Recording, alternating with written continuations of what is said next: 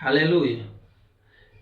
Any gospel that teaches you of how less the provision of God is upon your life is a gospel and a doctrine of the enemy, the devil.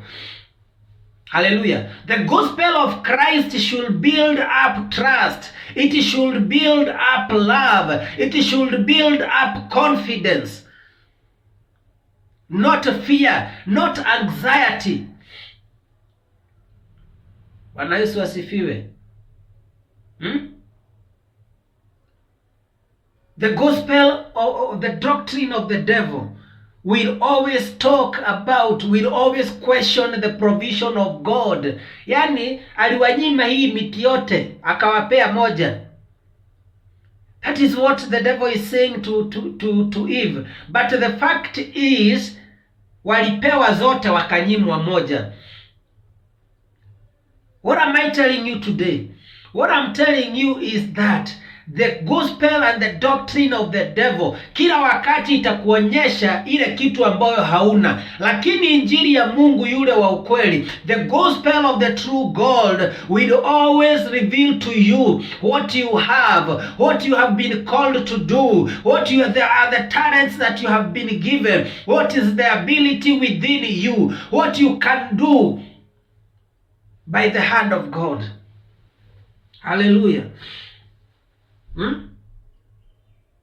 Mimi nashangaanga Wakristo siku hizi ni watu wa maajabu. People are lining up in prayers. Pastor, sina hii. Sijaona mtu akienda kuombewa aseme ya kwamba pastor, niko na hii, hebu niombe niifanyie kazi. Bwana Yesu asifiwe. Hallelujah. Na sasa wale watu ambao wanajua kutumia mazingaumbwe ndio sasa wanachukua hiyo wanakuwekea mahali ili imani yako ishuke sana, wanakwambia hapana, sasa unajua hii ni laana. Hallelujah. Bwana Yesu asifiwe.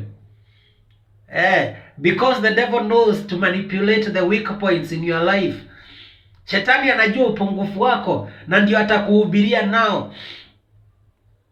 Bwana Yesu asifiwe. Any kind of a gospel, I repeat, that questions the provision of God in a man's life,